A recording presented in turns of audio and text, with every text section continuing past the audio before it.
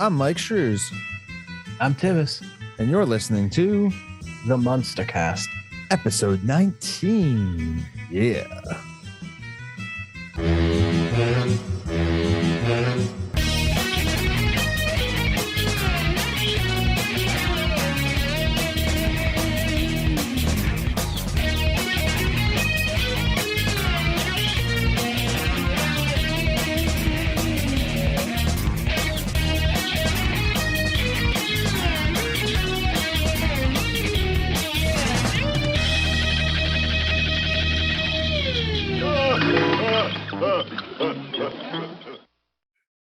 Welcome back, everybody, to the Munster Cast, the one and only podcast where we watch and discuss everything Munster related, including the news for Rob Zombie, which there is none today. Anyways, how you doing, Tivis? Yeah, you got less sleep than I did, and yet you're somehow all over the fucking place, dude. I'm just used to it, dude. I'm just used to it. All right. I see you wore your epilepsy shirt there for any our audio listeners. Yeah. But no, I simply have Falcon and Winter Soldier. Awesome. All right, so today, guys, before I let Tivis speak anymore, since he doesn't have a whole lot of energy apparently, I got kids, so I'm used to not sleeping. Fair. Today we have we're going to discuss our normal two episodes. I believe is 37 and 38, or no, wow, I'm way off. 36 and 37. That far off. You got one of them right. Yeah, I guess so. But we are also going to be replying to an email that we received where we were asked 3 specific questions, and we'll answer them throughout this episode. So bear with us with that if you just wanted to listen to the. We got a real nice email from one of our Facebook fans, Chelsea. So yeah. And if you guys also want to reach out to us, you can do so via all of our socials at TheMunsterCast on Instagram, YouTube, of course. I don't think you can message us on YouTube though, but you can comment on the videos, and then Facebook and Twitter as well. So we get that set up, and then of course how Chelsea responded to us was through our email. It's themunstercast@outlook.com, and you can just message us about anything you want there. Hopefully it's Munster related. So yeah. And if not, I'm a talkative person. All right, so do you want to start this off with one question, correct?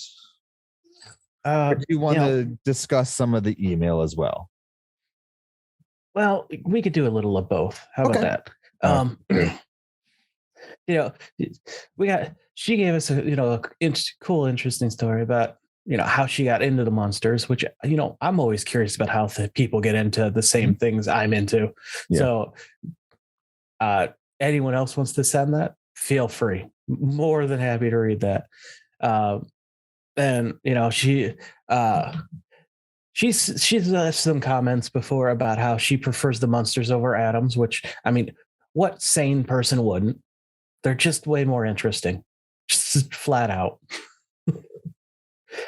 Yeah, and I'm going to take your advice on that because you are watching the original Addams Family as well. I was. I ran out of time to keep up on both, but I did get. I've nearly finished season 1. So you at least have like the back and forth of like somewhat of how the Addams Family is set up versus the Munsters. So you can your word is holds a little bit more weight than me just saying, "Oh hell yeah, I love the Munsters," because that's all I'm watching. So awesome, man. Yeah, in this in the email, she's really cool about it, and we really love that. And again, definitely send us your stories too, as we've had a couple others. We just haven't really discussed them because they didn't want us to share anything and stuff like that. So if you want to also check out Chelsea's Tumblr, it's a Munster themed Tumblr. It is Stay Spooky Mockingbird Lane. And I will also have it down in the description. I will try to make sure I put the link in the description. I did put the name in the description already, though, for the video and the audio. So definitely check that out. It's pretty cool. I've already been browsing through it the last week. So yeah. I'm staring at the one where the set catches fire right now. She's got a lot of really cool gifts on here. So yeah, sweet. All right. So, well, let's start this out. Like I said, she has 3 questions, and we reached out to her, made sure it was cool if we just answer them on the podcast. And she said yes. So we're not going to answer these in order, Chelsea. I'm sorry. We figured we would do this a little out of order for your 1, 2, 3 questions. So we're actually going to answer the question. The third one. Yeah, the third question that she gave us. Has Rob Zombie noticed the podcast? As far as we know, he has not. I think I have tagged him in a couple of things. Oh, but I'm about to ask him to be on it. So and send. Ask. And we'll see if I ever hear anything back. Yeah. And she also put in here, I'll die if you guys ever interview him. I would too, and hopefully he puts it in. Well, that's what I just asked him to do. So I can't guarantee that all of the conversation would necessarily be Munster related, as I grew up listening to Rob Zombie's music and watching all of his movies and stuff like that. So I have a lot more interest than Tivis would. Yeah. For anyone who hasn't checked out our other show, Operation Battle Yet, Myke is a very big horror buff. Yeah. So a lot of Rob Zombie stuff is just right up his alley. Yeah. Yeah. So I would have a lot of fun interaction with him on that. And not only just the movies he has done, but the music too, because I fell in love with his music actually with the Dragula music video. I think was his first one before. Like I had heard like White Zombie and stuff like that. It's just so good. Yeah, it's catchy. So yeah, that answers your first question, Chelsea. We have not gotten word that he's heard of the show, but we have done some tagging him on Twitter or something like that. So trying to get his attention. Yeah. Just to see, even if he just listens and he doesn't come on, I'm just happy to know that he's at least is acknowledged that people love the Munsters out there. So I think he'd be really cool. Like, even though I'm not, really big into his movies and stuff, I still think talking to him would be friggin' awesome. Yeah. Just in general, I'm sure he would have a lot of cool things to say. Yeah. And, going beyond Rob Zombie, we would be willing to chat with pretty much anyone who's worked on the Munsters, and I'd talk to the lighting guy. I don't care. Yeah. I said willing. I shouldn't say willing. I'm actually interested just to talk to anyone who's worked on any iteration of the Munsters, just to get the feel for the different sets and stuff like that. So if you are one of those people, or anyone from the Munsters today, and Munsters Today, there was the Munster TV movie that they made a few years back, and Mockingbird Lane. Yeah, Mockingbird Lane. So there's been iterations out there, or if you just wrote the freaking comics, dude, penciled them, anything. Like, I want to hear from the people who have helped create this family and this, sort of legacy, I guess. Yeah, legacy is a good word. Family, yeah. So if you know anyone, or you are one of those people and you want to share your stories and stuff like that, hit us up and we can get you on the show. If you don't want to be on the show, just email us and let us know. Especially Butch Patrick, get back to us. Yep. So with that said, do you want to dive into episode 36? All right. Season 1, episode 36, Hot Rod Herman. A episode we have both been so looking forward to. Written by Joe Connolly, Bob Mosier, Norm Liebman had a it's gonna be one of those days, people. Norm Liebman also had a hand in it. Directed by Norman Abbott. I think they're gonna have more episodes than anyone else ever. Our guests this week are Brian Corcoran, I think is how you pronounce his name, as Sandy Baylor, Eddie's child friend. He went on to play a maid character in a show called OK Crackerby, which is a show I've never heard of, as the character OK Crackerby Jr. Okay, what? Crackerby. It ran from 1965 to 66. So, if anyone's familiar with that show, you might recognize him. We got Eddie Dono as mechanic. This is his first. Yeah, this is his first acting role, but he went on to play a corpse of a. Did you say regular? Did you say a corpse? Yep. Yeah. My thing corrected to regula. I don't know if that's correct. A Regula 1 cook in Star Trek 2. Okay. That might be Romula. I don't know. It's probably Romula. You know this stuff better than I do. He also is a huge stunt man. Some things you might recognize that he has worked on, and many of these he was the stunt coordinator for. Independence Day, The A-Team, Star Trek 3, The Terminator, 1998 Godzilla, Fast the Furious, and 2003 Daredevil. The list is much longer than that, but those are the ones that stood out to me. So, damn. Oh, stunt coordinator, right? Or did he actually perform some of these stunts? It looks like he actually on some of them he performed. Yeah. Dang. How old is he? Yeah. Yeah. 1935. Damn. Okay. Good for him, man. I know. I know like a stunt guy who's like pushing 90 by now, and he still does a school. So yeah, I can take care of your body, I guess. Yeah. Yeah. Don't be like me. We got Henry Beckman as Leadfoot Baylor, Eddie's friend's dad, who will return in a future episode as a different character. And he went on to play he went on to play Harry Mark in Bronk, which is another show I've never heard of that ran from 1975 to 76, as well as Alf Cully in Check It Out, which ran from 85 to 86. So, he went on to do some things as well. Yeah. We got Murray McLeod, who is uncredited as teenage son, and Ray Montgomery, who is uncredited as father. Okay. And that's it. Yep. That's the entire list this week. Before I read the synopsis, sorry. Is it me, or is TV kind of going back to how it used to be, where like a lot of these shows like that you were reading off, they're only like 1 or 2 seasons long, it seems like, and that seems like Netflix's like big thing, like 1 or 2 seasons and you're gone, unless you're like Stranger Things. So if I find it interesting that we're kind of like reverting to some of these things, the same old processes, even as we're also redoing a lot of these same old products and stuff like that.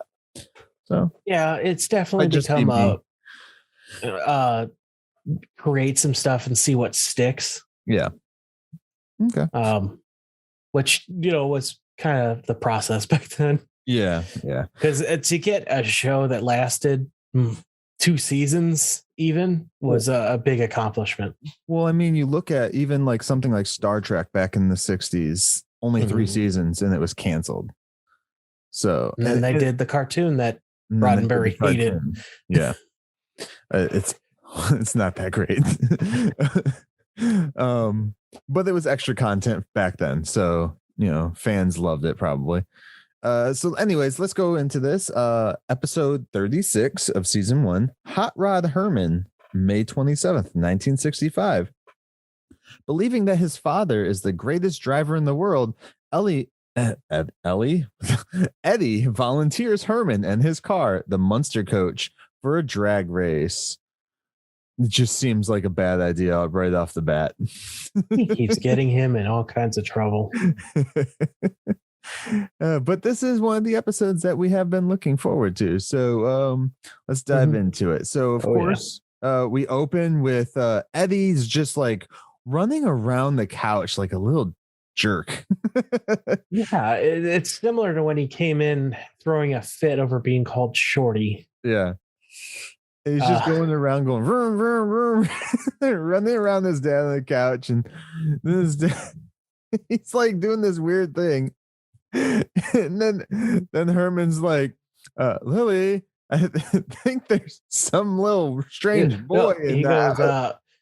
We need to stop leaving the front door open because strange children keep coming in. Or something like that. He's talking in a weird language is what he says. Yeah. He's like, oh, come on, Dad. I'm just like, it's racing. It's cars, man. Yeah. So, Eddie comes clean. He's like, I told my friend that you could beat his dad at a car race this Saturday. Yeah. And Lily begins laughing uncontrollably at this, which makes Herman extremely unhappy and asks Eddie, when do I start burning rubber? Well, anytime you tell a guy, you can't do that. Well, even if they can't, not saying that they should do this, but even if they can't, they just be like, screw it, I'll figure it out. I'll do it. I can do anything, It's true. I don't not do that. I don't. I can't do things. It's okay to tell people, hey, I can't do that. I'd rather, if I ask you to do my brake on my car, Tivis, don't tell me you can do it because your wife says, Well, here's some advice. Let me say I can't do it. Don't tell me I can't. Yeah. Because I know I can't, but as soon as you tell me I can't, you better be sure I'm going to screw it up. Well, in this episode too, though, like we get this scene going through, and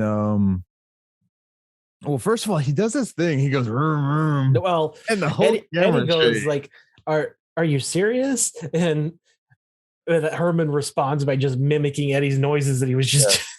And it shakes the whole freaking house. When the look on his face just makes me think he's been waiting for this day his entire life. And another, I guess, sport. Do we consider racing a sport? Yes, it is considered a sport. So, that's a whole nother conversation. But yes, it is one I don't necessarily agree with. But so then we come back in after the credits. I guess there is a certain skill required in that. Yeah. Sport like. And Lily and Marilyn are discussing all this crap that's going on. Like, oh, Herman can't basically just like shitting on her husband the whole time. Meanwhile, you hear some engine roaring that's shaking the entire house. Yeah. And then go on. I was gonna say, then we get Herman and Eddie outside souping up the coach. Yeah. They took apart the Munster coach to make it a hot rod. Yeah. And Marilyn mentions that she's surprised that Herman is into cars, and Lily goes, "Oh, he's full of surprises. You should check out the X-ray the doctors did last time he was there. They're confused what half the stuff is inside him." Oh man. And I think it was around this time too. We sit down and Grandpa's like food is caught on fire. Yeah. Lily's like, I kept your food warm for you. She takes it out of the oven and it's just on fire. It's just on fire. And then we go outside and we see Herman and Eddie working on the Munster coach, trying to do whatever just to soup it up. And he does a compression check by blowing into one of the exhaust pipes sticking out of the engine and causing flames to shoot out of the ones on the bottom, which, look, my family was big into cars, me not so much. Yeah. I've been to countless car shows throughout my life. I know what the flamethrowers cars are like. I don't think they can happen just by blowing into it.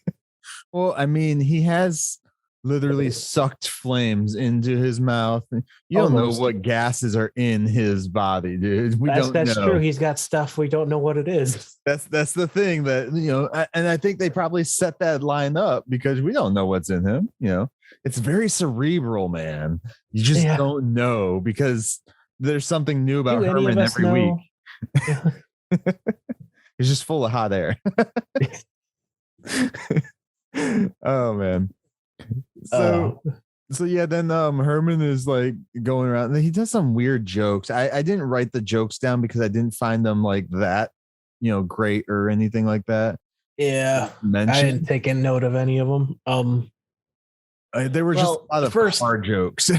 Eddie goes, we'll wipe the floor with, his friend's dad, and Herman goes, we'll clobber him, this is the most competitive he's ever been on the show. Yeah, because even with the sports episode, like the traditional sports episodes, he didn't really do a whole lot. Yeah, he's using he's more brutal terminology. Yeah, he's really getting into this. So then he does the thing, and this is I found this scene really cool. It's not like a great one, but where he gets in the car with Eddie and they just turn it on, the car starts shaking and he pulls this gear shift, gear thing up. Well, he's practicing his speed shifting, which again, that's what not an expert of cars, but I'm pretty sure it needs to be running to shift gears. But not running, but actually driving. I mean, you can shift gears without it being driving. You're just going to screw shit up. Yeah, which happens when he pulls the shifter out. Yeah. And he pulls the shifter out and there's dripping oil and you see the little gears on it and stuff like that. And Eddie's like, you need to use the clutch. Yeah. And which nowadays a lot of these terms would be right over people's head, a clutch. Not many people know what a clutch is. When's the last time you saw a manual car? My brothers have them. So they still exist. They're not prevalent. No, because why have a stick shift when you could just have the car basically drive itself? Thanks, Tesla. Anyway, if you go overseas, though, it is a skill that you should absolutely learn because many of the rental cars over there are still manual. So you're going to need to know how to shift gears. Just a heads up, anyone who's planning to do that in the near future. Well, anyways, with this scene, when he pulls the gear shift up and stuff, and he's just got this weird look on his face, it 100% reminded me of one of the old school Frankenstein movies, the look that Frankenstein's monster gets, or the creature gets. Yeah. So yeah, I thought that was awesome. I'm just gonna keep doing that because I know it annoys you when I say Frankenstein's monster. Stupid and irrelevant. It's Frankenstein. Monster. The doctor's the monster. So Lily is in the living room and Herman enters with the monster. Let's not get into this. A leather jacket with punk rods on the back. And Grandpa's just sitting there with his mouth open, cigar nearly falling out. Yeah. And Lily asks him not to do this and he begins speaking like a teenager out of spite of Grandpa, I'm guessing. Because Grandpa made a comment. Obviously, you see your son-in-law looking like that, and I will note he does not take this jacket off the rest of the episode. No, he does not. No, he. They probably loves couldn't this get it jacket. It probably got stuck. He's like, I can't take it off. Screw it. So he looks like a greaser basically in the jacket. Yeah. Lily's really not happy about this possible triple life crisis going on with him, and she's like, "Will you at least not go over the speed limit?" And Grandpa, wishes him luck, or no, he asks Grandpa to wish him luck, and Grandpa just tells him to drop dead because Grandpa is extremely bitter. He reveals at breakfast. We missed this part, but he's like, I'm not going to help. And I'll tell you why if someone asks me. And Marilyn's like, oh, why aren't you going to help? Because no one asked me. So he's bitter that Herman's doing this on his own. Yeah. There's nothing Grandpa loves more than tinkering with stuff. Grandpa's just a dick. Herman goes, that's better than nothing. So then Herman struts out and they go to the drag racing. It's not even it's Mockingbird Heights Drag Strip is the name. Okay. And then he pulls up with the coach, and you see some of the other dragsters there, and an actual like drag racing cars and stuff like that. And then Herman see go on. Sandy and Leadfoot there, and that's the kid's name, right? Yeah, Sandy. And of course, Leadfoot immediately begins talking about how much street damage has been done to Herman's face. Yeah. And he goes up, introduces himself, and Herman shakes his hand with a grease rag. Mm-hmm. Just why not? Well, Herman was working on the car at the time. So the guy walks up to Herman as he's in the car, and then Herman just lifts his hand up and the guy shakes it. It's the guy's fault. He should have looked first. This time it's the guy's fault. This time it's the guy's fault. The next time, because they do a little talking and stuff like that. And then this is where the bet is made. Where he bets Herman, or they bet each other on the race for the cars, basically.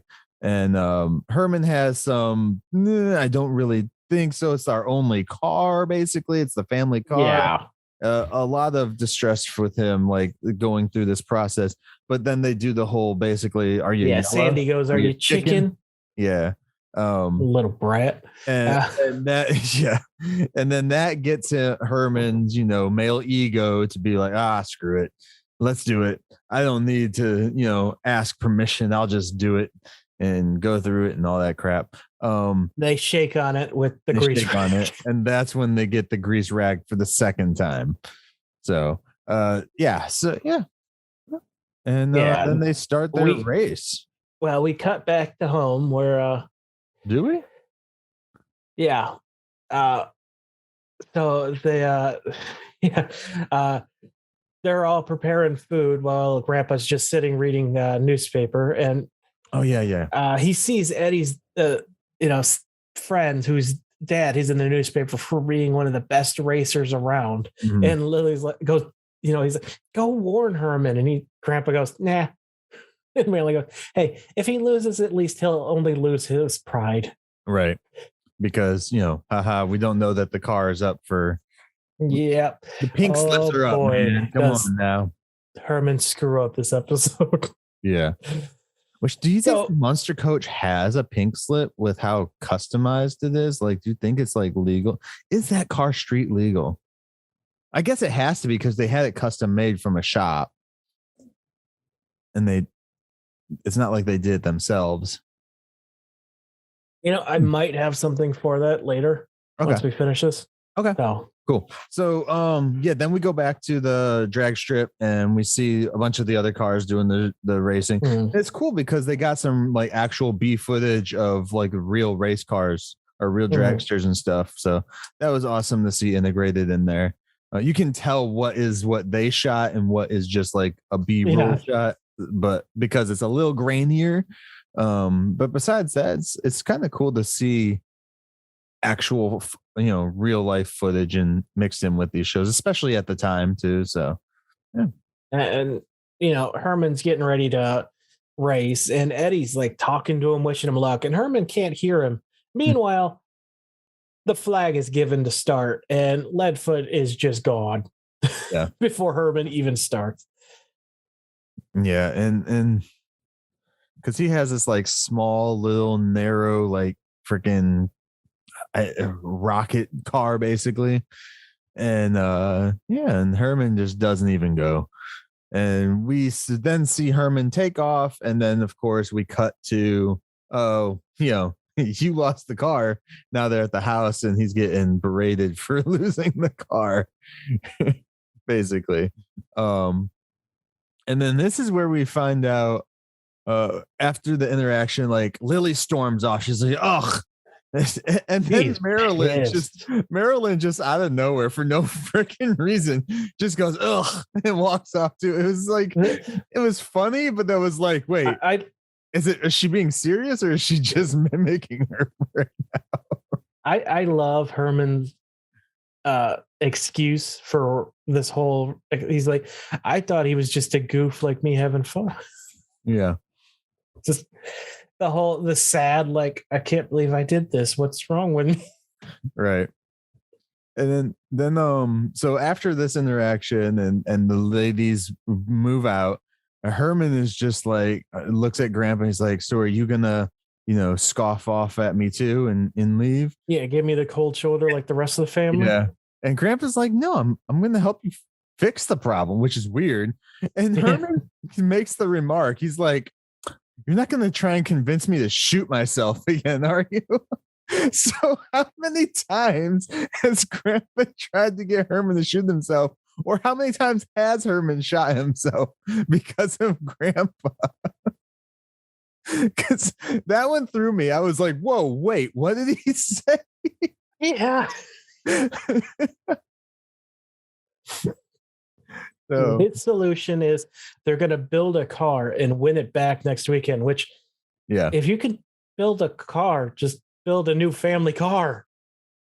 Well, I mean, the car they do build, which we know as Dragula, Herman explains why they can't just, do that, because of it's a specific type of car. You wouldn't use it. It's too small to have for the family car, I would say. And as we learn later in the episode, the casket, which is the main part of the car, is borrowed from Herman's work, so he has to return it. Yeah. Well, before we get to that, Herman finds this idea hilarious, begins insulting Grandpa, laughing hysterically, and then all of a sudden just stops and goes, when could you start? I thought that was a good bit. And Grandpa's like, oh, first thing in the morning. So then we get Lily and Marilyn washing dishes as Marilyn's wondering what is all the noise coming from the garage, which the garage we just heard about last week in the episode where they were going away to their new vacation spot. Where Spot like ate all the gas and stuff like that. Yeah. It's really cool that we get to actually see it now. I mean, we don't see the inside, but we're outside it. Right. It was a good setup so that we understand there is a garage for the house when this episode came up. Because before, you never see a garage. We've never seen it before at all. Yeah. And then the previous week, they're like, oh, hey, we have a garage. And then now we actually see it. So I thought that was a cool setup, like chronologically. So, yeah. Yeah, and Marilyn's like, so what are they doing out there? And Lily goes, I haven't spoken to him since he lost the car. Right. And Marilyn's like, well, Eddie claims they're building some kind of car out there. And Lily's like, I don't know what they're building. They took Eddie's bicycle, pipes from the organ, and Herman came home with an empty box from the parlor.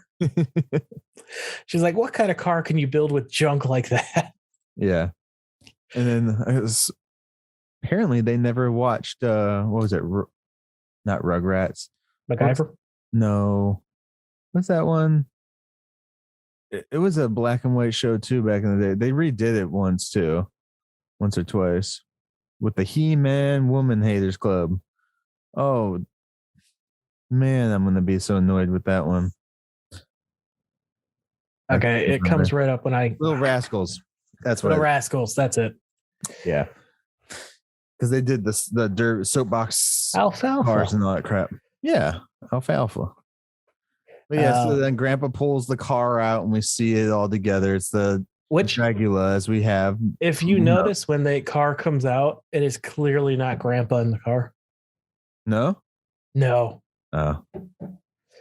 Yeah, it's clearly the stunt driver that they have for the episode pulling the car out.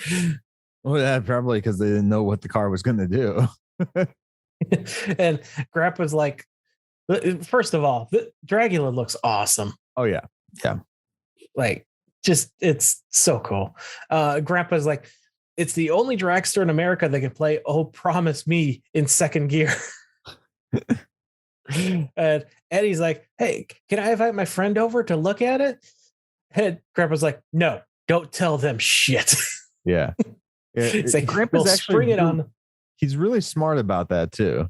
Yeah, he is. He's just like, shut up. Don't gloat. Don't, tell people about it. Don't do anything. We're just going to show up and we'll take care of it. Challenge him. And then he could see it. Yeah. Was that called being a ringer? Is that what Grandpa is? He's a ringer. I don't know. Yeah, I don't know. Maybe. And apparently Grandpa should do more, automobiles though, and sell them rather than, potions and magic. Yeah. Things that generally turn out to be fire related. Yeah. So then we go. Herman talks about the grill. Yeah. And he's like, oh, this is a really neat grill. It says, born estimated 1367 and died estimated ? And Grandpa's like, that's not a grill. That's my license plate from the old country. But we all come to know that's the Dragula car. So yeah, whether it says Dragula or not, man. Yeah, so the basically his license plate is a tombstone. So then we go to the speed oh shit, I'm losing words now. The drag my race energy is starting to go away. The drag race, and actually Eddie's there with Marilyn. Yeah, Lily. They're walking up in the stands. They're finding Lily turns out to be a big racing fan from back in the day, where she used to go to the Wolf Track and bet on relatives. Yeah, which I'm assuming her dad was a part of. More than likely, yeah. So then the coach shows up, and what's the guy's name? And Sandy get out. Yes, he shows up with the coach. I am confused as to why he would bring the coach to the drag race and not his other car that he had. We get this when Herman goes, he's they walk up, they smack talk Herman, and Herman's like, hey, I bet my decrepit grandpa could beat you. Yeah. Which they keep referring, it's your father-in-law. But he then said, he's like, hey, Ledford's like, hey, I've been spending all week souping up this car to be the fastest thing on wheels, which aerodynamics would disagree with you there, buddy, compared to the other cars. Oh, yeah. Who am I to disagree with a sitcom? So Herman's like, hey, you want to bet on it? I'll bet you the car back that my grandpa could beat you. And the guy's like hesitating about what's under the tarp, but whatever. He goes to shake Herman's hand, and before he does, I love this little touch. He hesitates and looks at Herman's hand first to make sure there's no grease this time. Yeah. And then we get Herman reviewing the Dragula car to him. He's like, well, shit. He after Grandpa and Herman leave, he decides to sabotage by removing the parachute. It's like, hey, they can't win if he's dead. No. He said even if he does win, if he can't stop, he's gonna die, and we don't have to pay out anyways. Basically, you still do. You lost, but right, like because he's not thinking like Herman made the bet with him. Herman would still be alive because Herman's not in the car. Yeah, so his whole idea is just to kill an old man. That's this guy's plan. That's true. Yeah, no, there's no more forethought in that. Yeah, all right. So we cut to Lily. So she's still trying to find a seat. She's like, hey, would you scooch over a bit and give us some room to this random guy? He looks up at her, falls down, doesn't get up. I have to presume he's dead now. No, he freaks out and runs away. He falls off the bench and we don't see him get up. He's just on the ground at that point. I think she scared him to death. Which would be the first time that they've done that with her character. Yeah. So she's like, oh, how chivalrous. Yeah. It was the word I can't say right now, but she's like, boy, I hope they win back the car, which apparently she knows the plan now, even though she hasn't been talking to him. Yeah. Well, I think that was the whole idea. was they would get the car back. Yeah.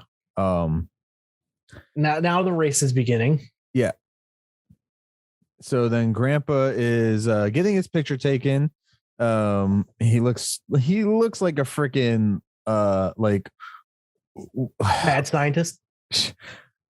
What's that one dude's name from like Warner Brothers animation stuff? Like, or not Warner Brothers. You know what? Screw it. I don't remember. He looks like one of the dumb drivers from when they did the racing cartoons back in the day. Oh, you're talking about the Wacky Racers. Yes. Yeah. Yeah, Hanna-Barbera. Yeah, Hanna-Barbera is what I meant. Yeah. Which Warner Brothers owns that, don't they? Yes. Yeah. Okay. So yeah, that's why we saw them return in the recent Scooby-Doo movie Scoob. Yeah. So the guy takes off. He goes on his win, and Grandpa goes. And Herman's like, "Hey, you forgot your parachute." Yes, that guy right there. I don't remember his name though. Tivis just showed it on the image. What is his name again?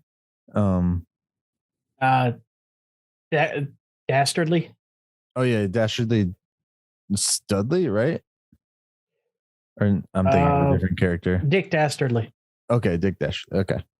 Yeah, so Grandpa goes, he doesn't have his parachute. With his dog, Mugsley or whatever. Yeah. And then Grandpa wins the race, and he turns the car because he realized, oh shit, I don't have a parachute, and he just keeps coming back. And there's no way for him to stop. So what happens, Tivis? He, first of all, it peels out in front of the coach, which is extremely dangerous, and I'm shocked the drivers allowed that. And runs back towards Herman, does a U-turn, and Herman's just like, oh crap. As it comes at him, it turns again, and he grabs onto the back of it and is dragging his feet on the ground to slow down the momentum. Yeah. And he finally does. I wonder how they did this scene. I'm kind of curious, but it's a question. I think that looks like they had like a piece of something for him to stand on the back. Yeah, and they clearly, because he's clearly not touching the ground while he's moving around. Right. And then we leave there and we go to Herman. Well, when they do eventually stop, Herman's feet are smoking. Smoking, yeah. And Grandpa's like, "Oh, yeah, thank you saved me." Yeah. So maybe he won't have Herman shoot himself next time. Well, Herman's like, "Oh, I had to help you. I got to get this box back to the parlor by Monday." During the race too, we also did forget Eddie. They did the whole biting nails gag again with Eddie. He was chewing on the nails, and his mom's like, "Eddie, stop chewing on your nails." Mm-hmm. I thought that was cool that they brought that back. Anyways, after the race, they have the coach. The family's back in the coach, and they're driving away after some banter, and then like all the parts just start falling out of the coach. So clearly, the guy who had the coach, he was a bad engineer, because those parts shouldn't have been falling out, and he's the one that screwed with the car. Also, the car was still going after the motor itself fell out, so which you can actually see the motor still in the coach. Yeah, by the way, not only that, but this motor is nothing like the one we saw what they were working on earlier. Yeah. So yeah, and then they drive away, and we end the episode right there. And that's how episode 30. What was it? 36 ends. 36. We are so close to the end. Yeah. So, do you have any extra information on this episode for us today, man? Well, besides the obvious, this is the first and only appearance of the Dragula. Mm-hmm. There's an episode of Shipping Wars where someone is shipping the coach, the Dragula, and two statues, one of Eddie and Herman, to Butch Patrick for a Halloween party. And they mention the guys wants to drive the coach into the truck to get it on the flatbed to transport it. And they mention, no, you can't drive this. It's too heavy. in yielding. So right. That pretty much answers your question about being street legal. Okay. They couldn't even drive it onto a flatbed. So that's crazy. That's geez. How heavy was that thing? That's a good question. I don't know. That's crazy. All right. Yeah. So that episode is out there if anyone wants to go find it. I tried to watch the whole thing, but I found just like a 3-minute clip, which I meant to send you before we started. I didn't. Okay. I'll do it afterwards, but awesome, man. So is that all we got for trivia type stuff? Yeah. Okay, so let's answer another question from Chelsea, and I hope we're pronouncing your name properly, Chelsea. If not, you can let us know. Yeah, just yell at us. That's fine. So there's 2 questions left. Which one should we do next? Let's do. She asks, what do you think of the fan theory that the Munsters are Democrats and the Adams are Republicans? So I hear people already just beforehand. We won't be going into real world stuff. We will never give our opinions unless you ask us directly, and never on this show. Mm-hmm. So keep that in mind. We will just talk about these characters specifically and what we think of them. Right. So as far as what I know of the Adams, because I have not watched the original series in its entirety, so I don't know, because I would say we're comparing the original to the original, not like what we have so far. I would think they're both more on a liberal side, sort of. Since I've watched both, let me give some of my arguments for both families here. Let's go. So we'll start with the Adams. They're into some weird stuff. They're just a rich family into weird stuff, which falls under pretty much every rich family, especially old money. Right. So, and they fall all over the political spectrum. One thing that stands out to me of the episodes I saw was there was an episode that they invited a beatnik into their home, and they were very open to these new liberal ideas. So was that Adams, right? Yes, this is the Adams. Yeah. And so they may have old money, but they're not very conservative in their thinking. Right. So I definitely think they fall more on liberal scale of things. Mm-hmm. The Munsters. Now, this is a tricky one because we did have one episode where they went extreme conservative with Herman not wanting Lily to work. not only that, like that could just be for the times too, not necessarily like a conservative liberal thing. But you got to remember the Munsters are more of like they're like an immigrant family. Yes, they came to the States from the old country. We don't know how long ago. So they're more of an immigrant family, working class, because they're, Herman's actually working. He's always looking for different jobs, stuff like that. Whereas the Adams, as far as I know, none of them have jobs. They're just living off old family money, right? Adams is he buys and sells stock. Okay. All right. But yeah, the Munsters have always, to me, been there's always been a good distinction between at least the classes between the Adams and the Munsters, because you do have, your higher and more wealthy class with the Adams. Yes. And there is actually an episode specifically dedicated to Gomez backing a politician, and he switches politicians based on, he's like, oh, this person wants to drain the swamps. And he's like, I like my swamps. Don't touch my swamps. But so like, it's like that is an actual term in the show, by the way. So it's difficult with the Munsters because a lot of people just, I understand like the fan theory of like Republican versus Democrat with them. It's like people automatically assume, oh, these are wealthy, rich class, the wealthy class, they got to be Republican, which isn't necessarily true. There's lots of wealthy Republicans out in the world as well. Now, and I would not say the Munsters are necessarily not rich as well. I mean, they have to have money to constantly repair all the damage Herman alone does. Herman has to work all the time. Yeah. But I would say the Munsters are more of a working class family, and they're, of course, immigrants, which is nice. They have the distinction of working for everything they get, pretty much.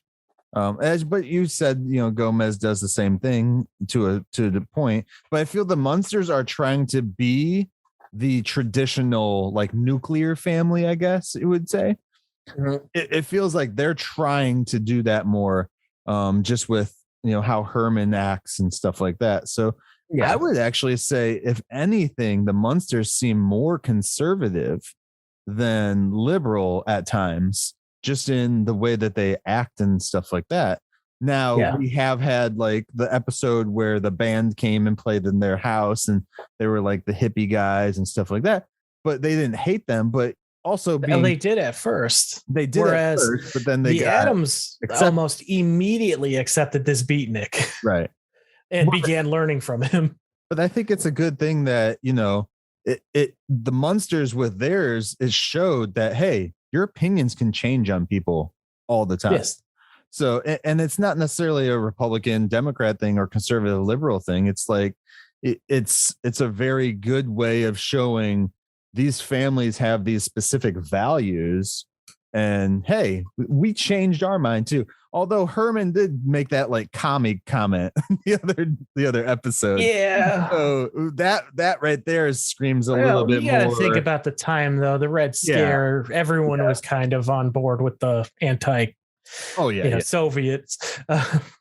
But as far as like what we've seen with the Munsters for this first season so far, I would say they're more on the side of a conservative style. That doesn't mean they can't be a Democrat, though. You can be a conservative Democrat. So, I mean, that's why I'm kind of sticking to the liberal conservative scale. Right. Because you can be one and belong to the opposite party. Those do exist. Right. So this is a tough one. What is your final? I don't think that they necessarily are either specific out of those two political parties. I don't think that they would do that. I think that they, especially with Gomez, from what I remember of the Addams family, I think that he would be one of those characters, one of those families that think about the different outcomes from different people. So like take voting, for example. I feel that he would put, all the details into consideration before being like, oh, I'm definitely voting for this guy because he's in this specific party. I think it's more, it comes down to more conservative liberal, as we've been saying, rather than a Democrat Republican. Yeah. So, and you can even be a conservative liberal. And like, I'll throw a new wrench into this. I don't think the Munsters can vote. They seem like a group of people that did not get their green cards. Yeah. Yeah, I think so. Herman might just have a working visa. That's why the episode we're about to talk to, he is desperate to keep a job. Yeah, and the next episode that we're about to talk to really goes into it, like how they're truly a working class, and yes. Herman is kind of, in this episode, Herman's Raised, that we'll be talking about next. It really does help decide what you think of them, like as in a more of a political stance, I guess. I don't know. I'm not really huge on like the political spectrum with that stuff of like gauging like, oh, this person is this or this person is that. So I don't really do that. I really don't care. So but as far as what we've seen, I would say more conservative with the Munsters than the Addams, for sure. That doesn't mean they're Republican or Democrat.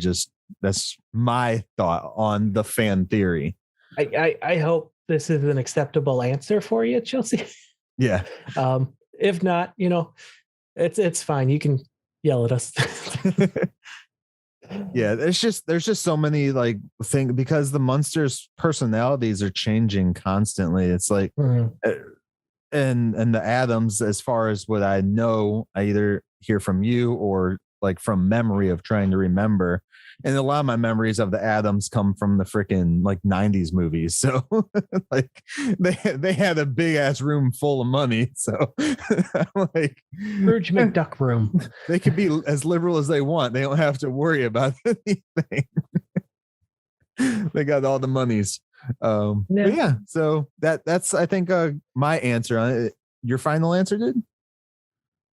I agree with you that the Munsters are definitely lean a bit more conservative, but I do think both families are pretty open to new ideas and expanding their horizon, which to me puts them more on the liberal side of things because that's kind of the definition of being you might still think of the old ways, but you're open to hearing about the new ways. Yeah. And you see that a lot with the Munsters that we've watched recently, like, Lily wanting to get a job and Herman's like, screw that. And then that episode, they open it up and stuff. And then other episodes, Herman's just like, I'll do whatever my wife says. I don't really care. Like, so I'm like, wait, bro, like you got to make up your mind. But then you also have like the aspect with like the Munsters. They think that like Marilyn's appearance is horrid. They still love her. They still treat her like one of the own. They actually haven't made a lot of those references in the last few episodes. So that's they kind of got away from that gag. But wait till season 2. Yeah. But we know that that's how they feel just from the first like several episodes or whatever of them leaning into it. So it's kind of like, okay, they're accepting of differences within their life. And of course they're out in the world. They're trying to be friends with people that are different and stuff like that. So yeah, I guess that's probably a decent answer. I hope that's a decent answer, Chelsea. If not, let us know and we'll try and come up with something else, or we'll ask around too. Give us your thoughts. Yeah. So comments, send emails, whatever. Let us know. What do you guys think about the Adams versus the Munsters as far as I don't want to say political spectrum, but like, conservative, liberal? I think I think political spectrum is a good way to put it. Okay. Yeah. So awesome. Let's dive in then to episode 37. All right. Season 1, episode 37, Herman's Raise. Oh, I didn't think I said when the last one aired. It was May 27th, 1965. This one, however, aired June 4th, 1965. The story by Doug Tibbles, a name we haven't heard in a while. Teleplay by Joe Connolly and Bob Mosher. Directed by Ezra Stone, another one we haven't seen in a while. Okay. Only 2 guests this week, or this episode. Why do I keep doing that? We've 19 episodes in, and I continue to do that. John Carradine as Mr. Gateman, who finally go ahead. I said who we finally see. We haven't seen him in any he's other been episode. Referenced since the early days of the show. Yeah. And John will return in Munsters Go Home as a different character, unfortunately. But he also co-starred in the 10 Commandments as Moses' brother when Yvonne Lily played Moses' wife. So they're, familiar with each other. And old Hollywood, man. Everyone knew everybody. Yeah. Well, sometimes you get people who don't work together. Yeah. And it's always like, how is that possible? But we also have Benny Rubin as Tom Fong. And he was famous for not liking him and the Stooges actors did not get along. Yeah. So I read that. I was like, oh. Yeah. Oh, and his character in this is not a great one either, but we'll get to that. Yeah. I actually watched several things with Benny Rubin in the past, but I actually brushed up on him because I knew we were going to end up talking about his performance in this episode. So I wanted to reintroduce myself to some of his other acting bits. So any of you that stick out to you want to mention? Nothing like specific. It didn't. I watched like a sizzle reel kind of thing of like some moment. Didn't tell me what the movie was. It just like showed acting bits. So some of them were some westerns and stuff like that. So yeah. Anyways, episode 37, Herman's Raise. Are you done? I'm sorry. Oh no. Yeah, I was gonna jump right into it. I forgot about the synopsis. Herman's Raise. Egged on by Lily, Herman demands a raise from his boss, Mr. Gateman. He is promptly fired. Fearing Lily's reaction, he pretends still to be going to work when he is actually trying out new jobs. Husbands, don't do this. No. No. So we open with Grandpa enjoying The Power of Negative Thinking. Yeah. A book. Yep. And, Eddie walks in with Woofy, who we haven't seen in a while. And asks, where's Dad at? So he could say goodnight to me. And Lily's like, he's still at work. And he's like, well, why can't he work normal hours like a normal person? Right. And Grandpa's like, look, you'd have to understand your dad has a different kind of job. Things don't keep well overnight at his job. So I'm pretty sure Butch spiked the camera as he walked away in this scene. But it's whatever. He's been doing real good about that. So yeah, I was trying to find my notes. There we go. Then Marilyn starts talking about all the good qualities of Herman, and Grandpa calls him stupid and moronic. And boy, Lily and Meryl get heated at this. But then Herman comes into the room, goes silent, and he's like, okay, this is suspicious. Why'd y'all get quiet? Grandpa just puts the book up over his face. And he's, look, I don't like it when I enter a room and everyone gets quiet. And Grandpa just raises the book even higher. He's like, it's almost as bad as when you spell things out in front of me. Which kind of highlights again, he's got some kind of reading disability. Yeah. So somehow the subject gets changed extremely quickly to Lily telling him, look, in the morning, you need to go ask for a raise at your job, which like, okay, where did this come from? Well, I think it's because she sees like he's working too hard and she expects him to get paid more. That's about it. Yeah. And he's been there for so long too. I guess that's the reasoning behind her as well. Is he's been there for forever. He hasn't gotten a raise. He works hard. He's there long hours, things like that. Which, I guess, yeah.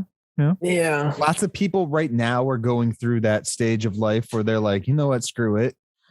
So this is probably a good episode for a lot of people to actually go and watch. And we're not saying don't ask for a raise, or just don't do it in a not in the way Herman does. Herman does it, but we don't see how he does it. He explains how he does it, though. Well, Lily tells him, she literally says, go in there and slam your fist down on his desk. If we've watched any of the episodes, we know whenever Herman slams his fists down, he's going to need a new desk. Something. Yeah. So, yeah. So, like, know your worth. That just most importantly, just know your worth. So, I just really love in this scene how Grandpa like just continually pulls the book over his face to hide, I wasn't talking about you. Yeah. Yeah. But yeah, so Grandpa's actually in favor of him going to ask, which is a little suspicious to me, but okay. Of course, Grandpa is. One, he's a dick and he knows Herman's going to fuck it up. And two, if he doesn't screw it up, then there's more money coming into the house for Grandpa because Grandpa's a lazy craphead who doesn't go work anyways. Mm-hmm. So, yeah. And Herman's like, look, Mr. Gateman has been real nice to me. He's been accommodating. He's been gracious. And if you get a boss like this, you're lucky because not many of them care about you anymore at all. I can't say too much more. I'm going to get in trouble. So, yeah. So, and Lily's like, I don't care. Go in and get the freaking raise. Yeah. Oh, boy. Also, can I point out, too, Grandpa is like that 30-year-old son who doesn't leave home and claims he's an entrepreneur and he doesn't do shit but play games down in his little basement dungeon. Sorry. Yeah, it's true. We also may or may not have an invisible person living in the house. We haven't seen him in a while. Yeah. And there's dead bodies. He's killing people there too. So he's making them all accomplices to his serial killer reign. Oh, it's okay. Spot's just eating it. Benefits of anything, apparently. Anyways, so Herman goes off and comes back home, and Grandpa's just waiting for him through the front door. He's like looking around. He's like, he backs into Grandpa, who's hiding behind a pillar, and scares the hell out of Herman. And so much he throws his lunchbox and gets it stuck on the chandelier. Yeah, I am glad that the way that they play off some of the scares, I guess, in the show is we get to see monsters actually being scared. So I like that. It's good for kids. I feel like everyone should be scared of Grandpa, though, just on a regular basis. Oh yeah. So it turns out that he was hiding outside waiting for Lily to leave the house because he got fired. Which first of all, he says he demanded the raise for being so loyal. He quit every other week. Yeah, he was quitting to go and do like baseball and everything. Be a movie star. I mean, his boss dealt with him a lot. Yeah. Wrestler. Or no, was he moon knighting as a wrestler? Was that what he was doing? He didn't quit his job for that one. I don't remember, but I wouldn't be shocked. All I know is he goes over to Grandpa and Grandpa's like, so what happened? He's like, oh, you'll never guess it. And Grandpa's like, you got fired. And he's like, how'd you know? He's like, because you're you dumbass. Like, you got rotten luck. You could find a pot of gold and there'd be a tax collector waiting next to it. Right. And then Grandpa is like, well, you just, don't tell Lily. He feeds into this crap. It's like watching King of Queens. And it's Kevin James and what's the actor's name? Ben Stiller's father. I forget his name, but yeah, their duo kind of reminds me of the same duo.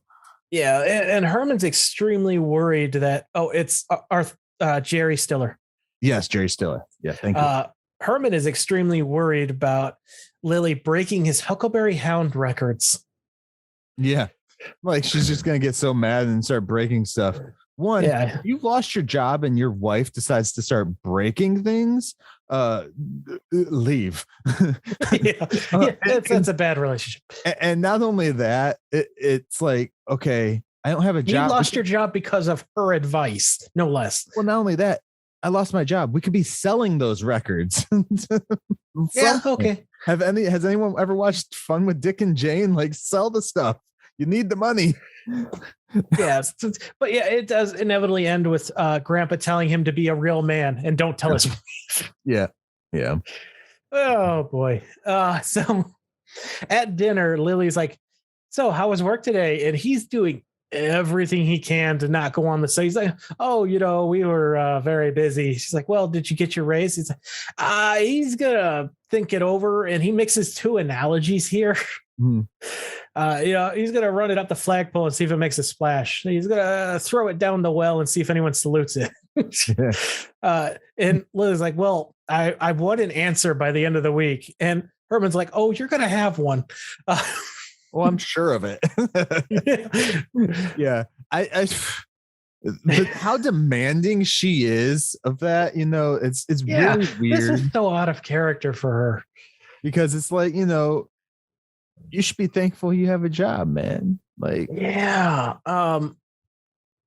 So she says, Marilyn, Eddie, come help me with the dishes, leaving Grandpa and Herman alone. And Grandpa like scoots over next to Herman. So what's the plan? He's like, I'm going to pretend to go to work and then I'm going to look for a job. Yeah. And so here's the next day. We get a series of, I don't want to call it a montage, but it's a string of him applying to new jobs over the week. And so it's somewhat of a montage, but not like rapid. So he kisses Lily goodbye, heads out, and he begins training to be a boxer the first day. No. And he's supposed to be like the whipping boy guy. Basically, the whipping boy. You're there so that they can box on you and hit you and stuff like that. Oh, okay. Well, this is even more confusing then, because the boxer tries to punch him in the gut, breaks his wrist, and I'm like, the guy throws him out. I'm like, fire your boxer, hire Herman. Right. And then we go to the next day. Herman is working in the sewer now. And he goes down to the sewer, scares the crap out of everyone else. You think that they would have known he was coming, if they're his. Well, think about, you're in the sewer and you see him walk out of the shadows at you. One of the guys groundhogs out of the ground, which is the second time we've seen it, and is gotta be my favorite bit they've done. All I gotta say is the sewer systems in that city suck if they're leaking into the ground that easily. So let's just get that out of the way. Then that's how Spot got into the sewer. I forgot about those. Those guys knocked down the wall, opening it up. But that's just for Herman's house. Yeah, but that's how this kid. We're going back a couple weeks here, but anyway. Then the day after that, he tries out to be a shipyard welder. And, he's actually doing a good job at this one until he leans against the boat and capsizes it. I thought he did like a boom, boom, like a hit it on it. Well, he went to like lean against it. Okay. It just tips over. Yeah. It falls into the water. I mean, hey, he got it into the water faster. Yeah. Hopefully unfortunately, the holes were fixed. It's going to be at the bottom of the water because it landed sideways. So then the next time he comes down and he does a little, more jokes and stuff. And then Lily and Marilyn start talking about him. Like, I hope that he's basically got all this crap going. Yeah. She's like, I better see a surprise in your work slip or your pay slip when you get home. And Herman's like, oh, you'll be surprised. Yeah. And then Eddie runs out with Herman's lunchbox and he forgot it. So she's like, Marilyn's like, I could drop it off. And she's like, no, I'm just going to call him. Like, why are you calling him? I'm sure he'll realize it. Like, there's no reason to call his work. I definitely notice when I don't have anything to eat. Well, if he gets there, I'm sure he'll just go out to eat, because that's what they're basically saying is he can just go out to eat for lunch since he forgot his lunch. Burritos. And this is when Lily finds out that Herman lost his job. And then she goes and eventually complains to Grandpa. Like, what the hell has he been doing? Before that, we actually find out why she's so adamant about him getting a raise. Mm-hmm. She's like, we need the extra money because Eddie's bed is so warped he can't close it anymore. Oh yeah. And but then she goes eventually to Grandpa and complains and it's like, where's he been? What's he doing? I thought she was gonna go to the whole like, oh, he's cheating on me thing again. Yeah. Grandpa's like, he's out finding a job. He's like, doing the job. 5 jobs in 5 days. What you talking about? Chill out, woman. Come on. Yeah. He's like, what kind of record could you ask for? So she's like, no, this isn't a bit, but I guess we'll skip to that part now. She's like, I'm going to do what women have been doing for centuries. And she walks out the door and Grandpa's like, well, women have been doing for centuries. Butting in and ruining our lives. I can enjoy those ones from Grandpa because that is Grandpa's character still. Yes. Like he's established that. He's clearly been wronged by many a woman. He's been wronged. He's killing them. What are you talking about? He's been wronged. I think that's fair. Wronged. Yeah, no, he's just a POS. That's right. Yeah. Instead of letting them go, he kills them. Yeah, he's never been divorced. That's there's so much wrong with Grandpa. But we find out what Herman's fifth and final job will be. Could you imagine a dark version of Grandpa? Like, don't put it out there. There's a chance we might get it. Okay, yeah. So then Herman goes to his last job thing, Boy Wanted, and he walks into this. It's a Chinese laundromat, and this is where we get to see Benny Rubin as the most racist, stereotypical Asian guy ever. He's doing the fake accent. I looked all over the internet to try and figure out if Benny Rubin was, Asian in any way.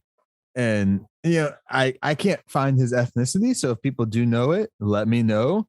But from his other performances I've seen, and I'll let this go too. I'm actually going to let this performance go because I realized he is like a younger version of Rob Schneider, or an older version of Rob Schneider. Rob Schneider's done this same thing where he's played like, what is it? Indians and Asians and all that stuff. Yeah. So Rob Schneider's done that same stuff. So I can't be mad at this performance when I'm not mad. No, I'm not going to be mad at it being from the time that it is, but it's just, thank God we've gotten better. But his accent was so like, I was thrown off by the accent because it basically was like the chick from SNL. Like no, I forget her name. It's like, oh yeah, oh I know who you're talking about, but it's not coming to me. But this is already running long, so I want to look it up. But yeah. So Benny Rubin is playing an Asian guy, and he even makes a karate joke. Yeah. So then let's just skip around some of this. After some back and forth, he hires Herman, and he goes to show him the back room. And as they're going back there, he points to the door frame so that Herman can bend down, knowing that he has to. But when we get to the other room, Herman's walking into the room just fine. Yeah.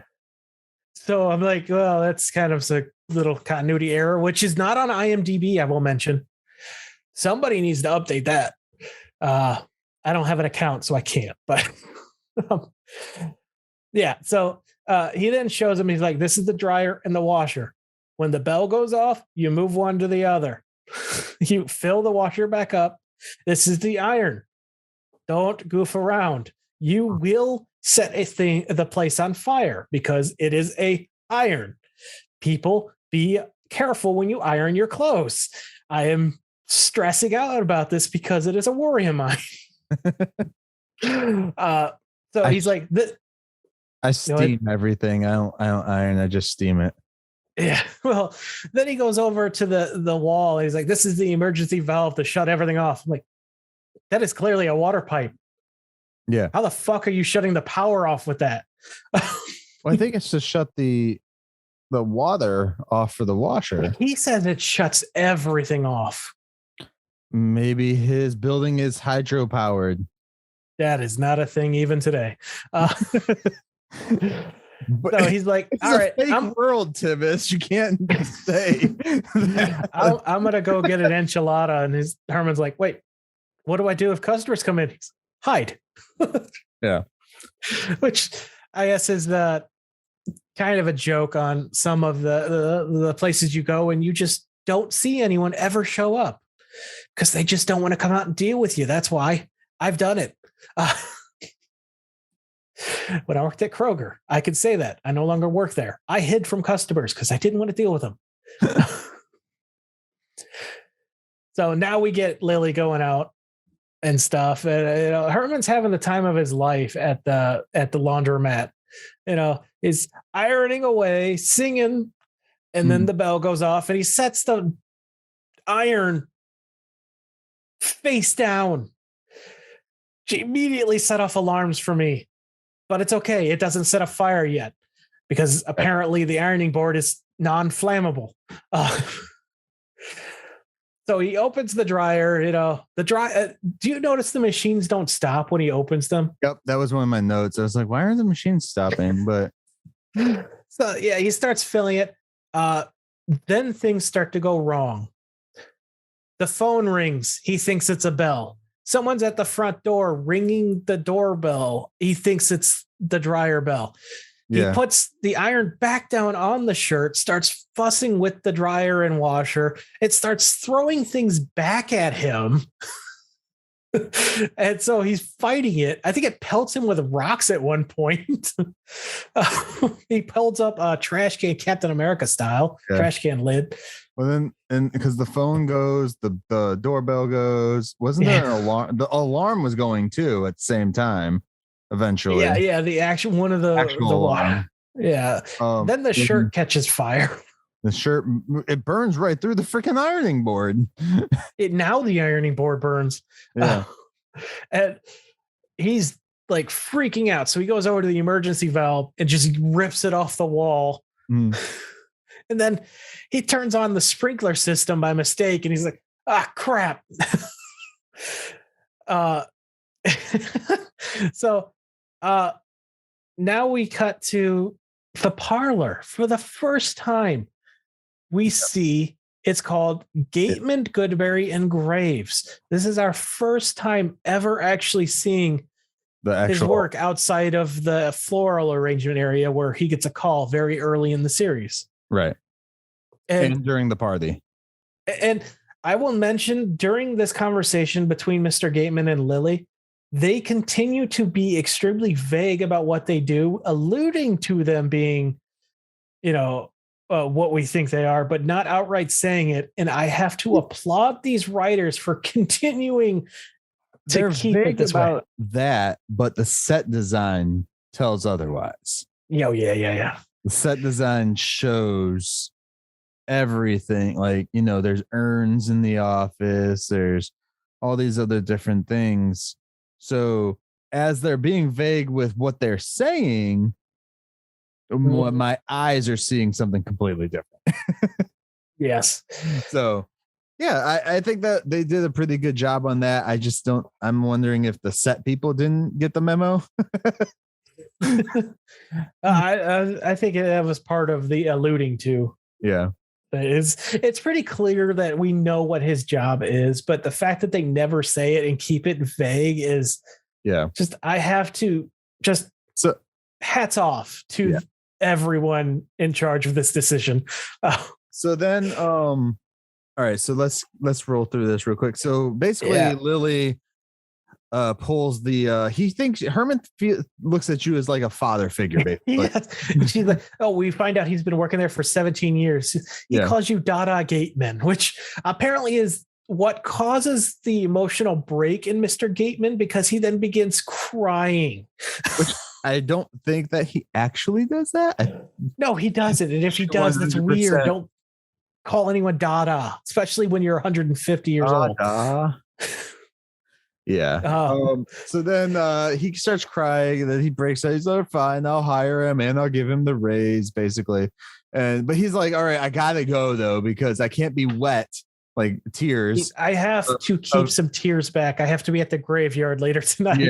Yeah. So then he kicks her out, basically. And then we come to Herman at the house with Grandpa. And no. Like before then, he puts the boy wanted sign back in the window of the laundromat, looks back as the suds begin billowing out from the back room, and just bolts.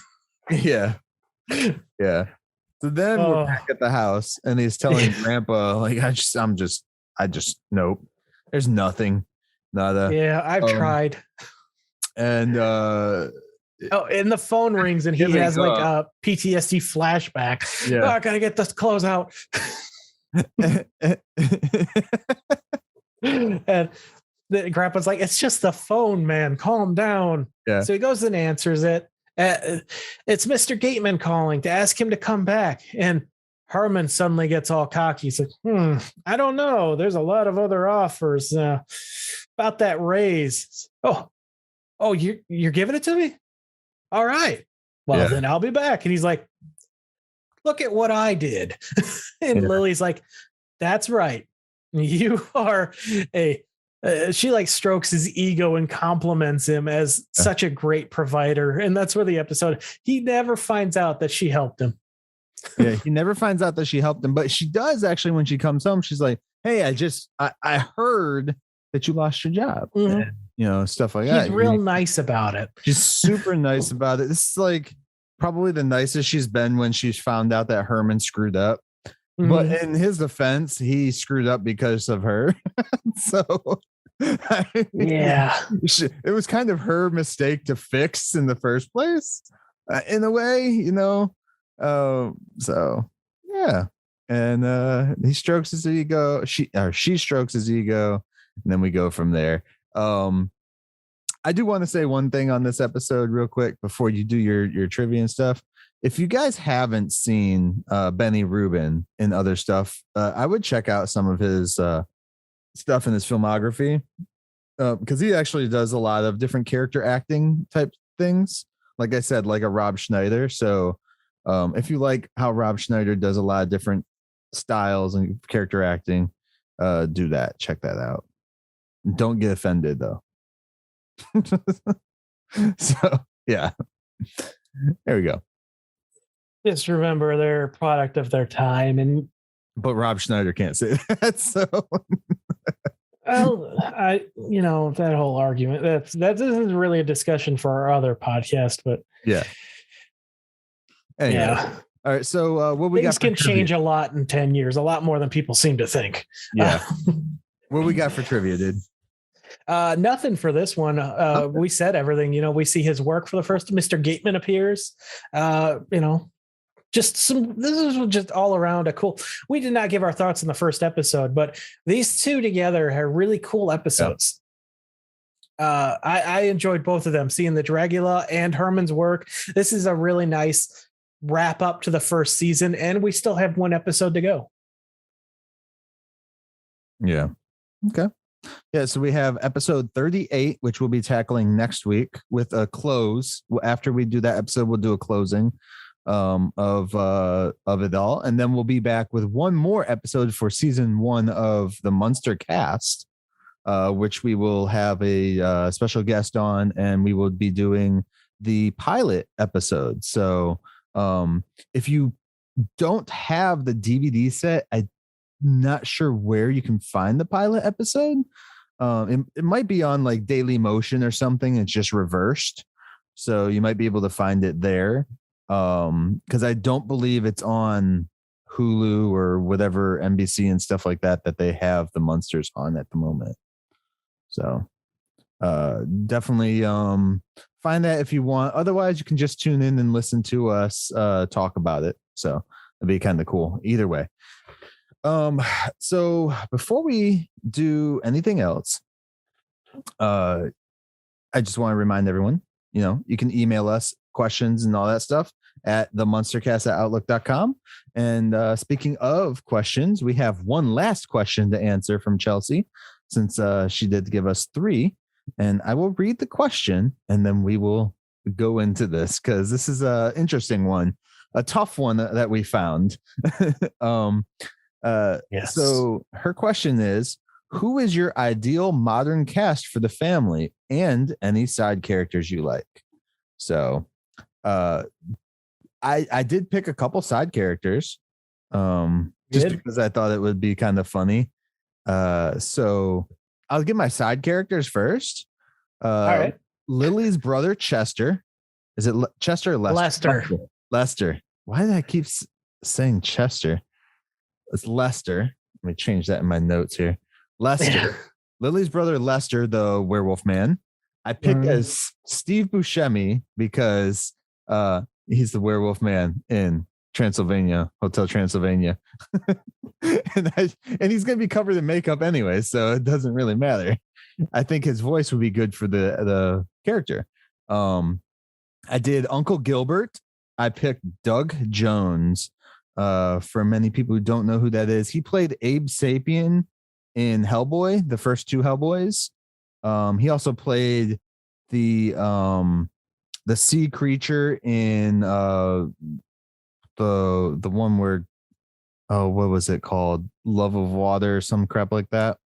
But he played. He also was the body. I know he got voiced over a couple of times. Silver Surfer and yes, Darth Maul. Yeah. So Doug Jones, I picked for Uncle Gilbert, and Uncle Gilbert was the not Loch Ness Monster. Wow, a creature from the Black Lagoon. And then I picked a short-term dick boyfriend from Maryland. Is what I wrote here. Glenn Powell. He plays a really good jerk, but can also like play it off like cool at first, but he plays a good jerk. So if you don't know who Glenn Powell is, look him up. As soon as you see his face, you'll understand. And let me see, is that it for the side characters? Oh no, Dr. Dudley. So I have two choices for Dr. Dudley here. Seth MacFarlane or Ken Jeong. Oh, yeah. So I would go with Ken for my pick. Yeah. Like I put Seth MacFarlane because I was like, who could do like, because I remember how Dr. Dudley was when we saw him. I was like, I think Seth MacFarlane could do that. But then I'm like, Ken Jeong could just like bring something different to the character. And I would really like to see that. So, yeah. So those are my side characters. Did you have any side characters or no? I just quickly thought of the three that you mentioned. Okay. Well, four, I guess. I just did a dick boyfriend. That would be four, but yeah. Go on. Yeah, well, so this was so hard, Chelsea. Like you asked a tough question because so much of these characters are just embodied in the actors that were, brought them into existence. Oh man, trying to find people who were properly able to do that in my eyes is like, oh. And I've never really thought of picking a new cast for like modern times too. Yeah, it's so hard because when I was thinking about like the main characters too, I was thinking about a lot of actors that were already dead. I was like, damn it, what? Yeah, no. I thought of a couple who were no longer with us too, and I'm like, oh no. Yeah, it's like, man, this is hard. So for anyone who hasn't checked out our other podcast, Operation Babel, I constantly refer to myself as a popcorn viewer of things. So a lot of my choices are going to be more comedic and geared toward that way. So for Herman, I got well, wait, did you want to do your offshoots first? Oh, sure. For Meryl's dick boyfriend, I got Alan Richson. Okay. Yeah. Because I mean, he's just good in everything. He's good in Titans. He's good in Blue Mountain State. He was a great Aquaman. Yeah. For I'm gonna go with Ken for the Doctor. Okay. Ken for Uncle Gilbert, I'll go with John Lithgow. Okay. For Lester, Will Forte. With that voice. Yeah. Oh yeah. Okay. I can see those. All right. So now we'll go with the family. Do you want to go back and forth for each character, or do you just want to do all of yours at first? We can go back and forth. Do you want to do Eddie first? That's fine. But we'll do Herman last. I didn't want to go super pretentious with my picks because I do know a lot of different actors from a lot of different, like I was looking at French actors and shit like that too. I was like, wait, some people might not know these people. So you are the movie buff of us. So you have more of a pool than I did. So I did pick almost everyone I picked because I did pick multiples for some of these characters too. Everyone I picked, everyone should know. Because they're basic, like they've been in popular things or something like that for the States. So everyone that did end up going with on my list here, everyone should know. But I was like writing down some like Spanish actors I knew, and I was like, no one's gonna know them, so let's not put them down. Rob Zombie would be happy with my picks, though. So which family member would you like to start for? I really feel like Herman we should go last with, but which one do you want to start with? So start with Eddie. We'll go youngest to oldest. Okay. So that would be Grandpa last then. We'll go youngest to oldest. Minus the then grandpa. Herman. Then Herman. So for my Eddie, I went with Winslow Feigley, I think is how you pronounce it. He's most recently in 8-Bit Christmas, and I don't know too many child actors, but he blew me away in that. So I got to go with it. It was my instant first thought. Oh yeah. Yeah. I could see that. Damn. I didn't even think about that. So my pick was Jacob Tremblay. He's a little older, but he's still a child actor. I don't remember how old he is, but he is a terrific actor. And I just think with no offense to Bush, but I think with a little more years under the belt and stuff, we could get a lot more Eddie-centric episodes and stuff like that. So I would go with Jacob Tremblay. Okay. So I see that. All right. So we are going to Maryland next. Then. Maryland. I went with Eden Sher. Okay. I don't know too much of her other work other than just being on the ABC sitcom The Middle. But I really enjoy her performances in that show, and I would love to see her in more things just in general. So that was the main reason I went with her. Okay. Yeah, I know. Okay. Yeah.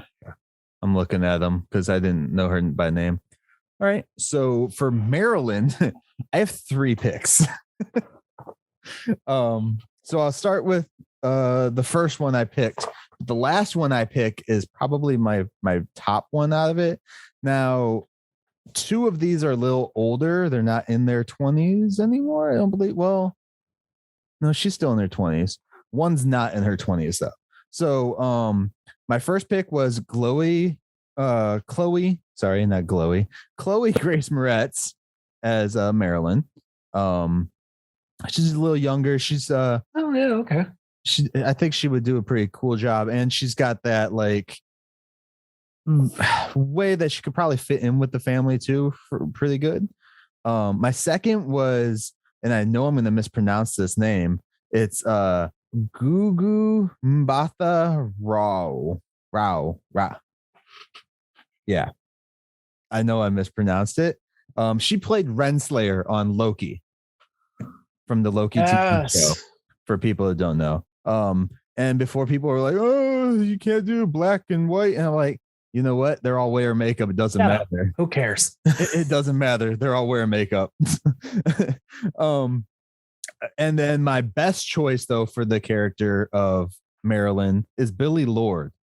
I think that she would do awesome, especially with the appearance and like her performances on American Horror Story have really gotten me to like just really love her. She was also in the latest Star Wars. Yeah, she's Carrie Fisher's daughter. Oh, yes. Yeah. So Billy Lord is just awesome. So that would be my main. And what an amazing family, legacy. Yeah.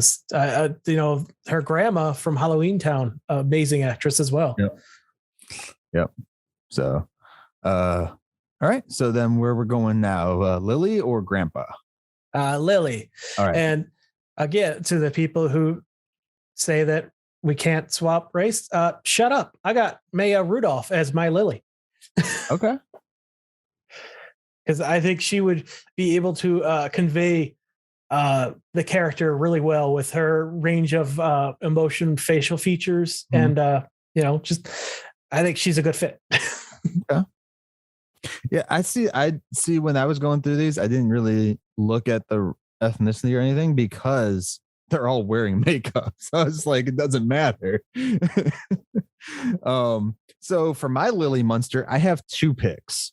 One we'll start with she wouldn't be my top pick, but is Macy Richardson Sellers. She played Charlie from Legends of Tomorrow for people who watch that show. Oh, yes. So she would be a great one for me to put in there, just because like I've seen her in like the punk goth type look, and I think that she would be able to rock it with the updated version of the Munsters. My number one pick, and it's she's a lot older, but she does not look like it. And I think she would be able to play the character very well, as she has a character inspired by all these characters. Cassandra Peterson, aka Elvira, as Lily Munster. All right. So yeah, I could see it. That would be my number one pick if I had to pick a Lily Munster. So, all righty, Grandpa. All right. So, I'm sorry, I have multiple picks for each of these because I just couldn't decide. I had trouble finding one for each of them, so I'm not going with multiple. So for Grandpa, I went with, who's a sarcastic a-hole in real life and that everyone loves. So Bill Murray. Oh, I thought you were going to say Ryan Reynolds. I was like, he's not old enough yet. Makeup, bro. Makeup. Yeah, Bill Murray. Okay. If anyone has ever seen any of his interviews with people when he doesn't want to be interviewed, you'll know exactly why I think he's perfect for the role. I had thought of Bill Murray for the character. Instead, I went with three guys. I think they're pushing in their 50s right now. Mm-hmm. Three different guys. And I have no one over the other. I just thought that they would all be able to portray the character that we have seen on screen of Grandpa for this first season so far. Number one, Matt LeBlanc. Yes. Yeah. That was a really fast yes. Because I knew exactly who you're. We've been watching Friends. Okay. I know.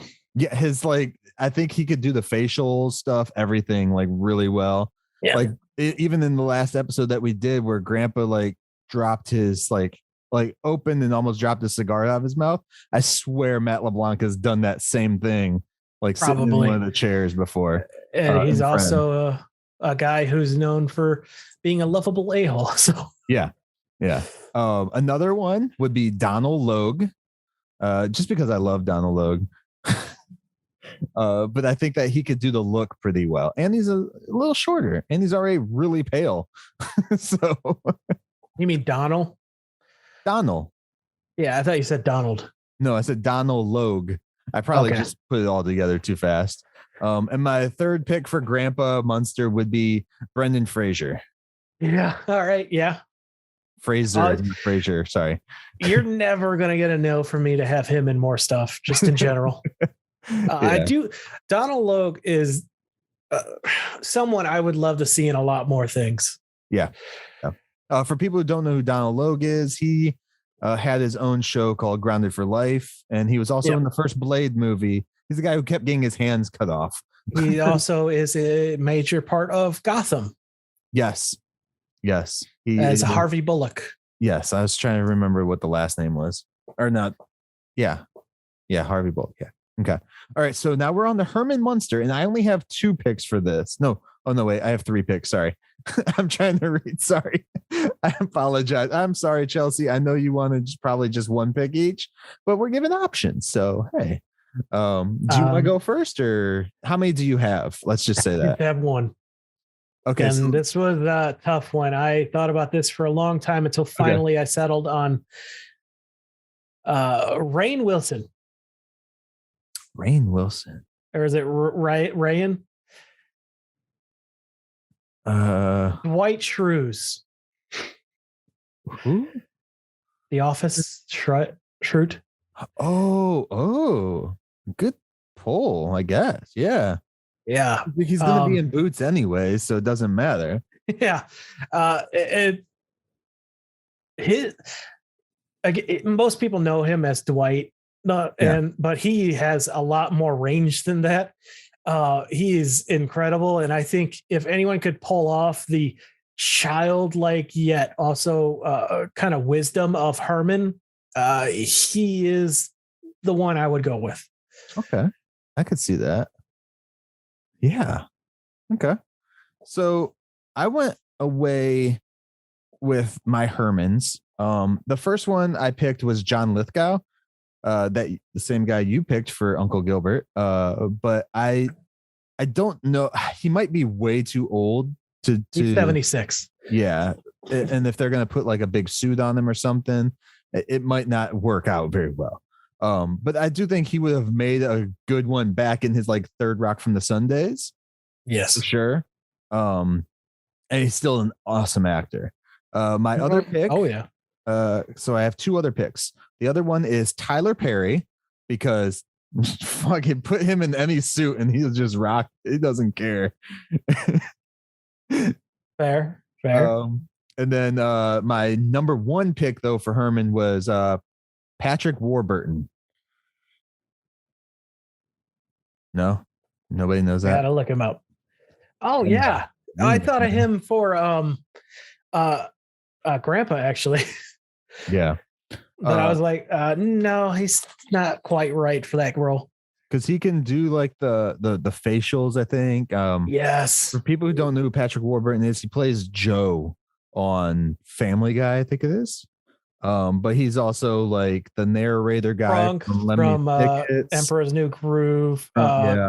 Rules of Engagement. He's on there. He's an extremely talented both live action and voice acting. Yeah. He was on Seinfeld for a lot of time. The Tick. He's been Superman in voice acting. He does a lot of really good character roles, and I think that potential right there. Brock Sampson. Yeah, I think that would make him one of the better picks for Herman, for me, anyways. And yeah, so I that's my picks, dude. Like, and those are some solid picks. So. Yeah, I hope that answer is good for you, Chelsea, and I hope that answer is good for our audience out there, everyone else.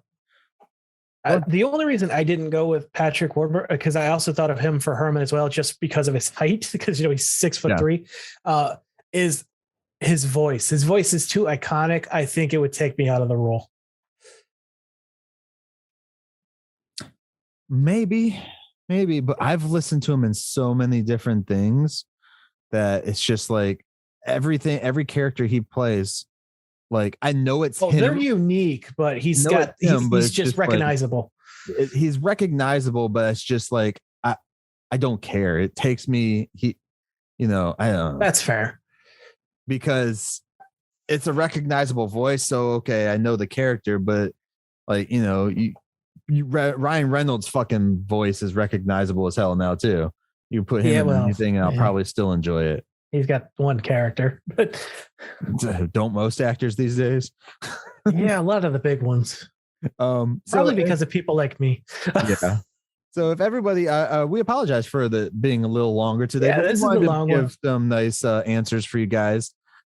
If you guys want to email us or just add us on Twitter, or send us who you think that would make good actors or actresses or whatever. And I'll read out the two questions that other people can answer too. Who's your ideal modern cast or family, or any side characters that you would like?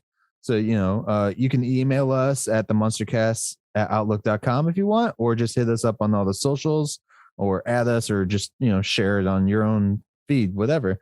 Let other people know in your, atmosphere that you like the Munsters. And the other question was, what do you think of the fan theory that the Munsters are Democrats and the Adams are Republicans?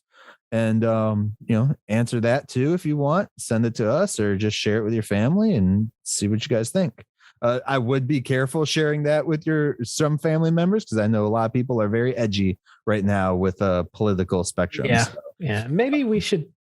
I know it's going to be extra work for you. Maybe we should put some time codes in case people, just aren't in the mood. Yeah. Maybe we'll see.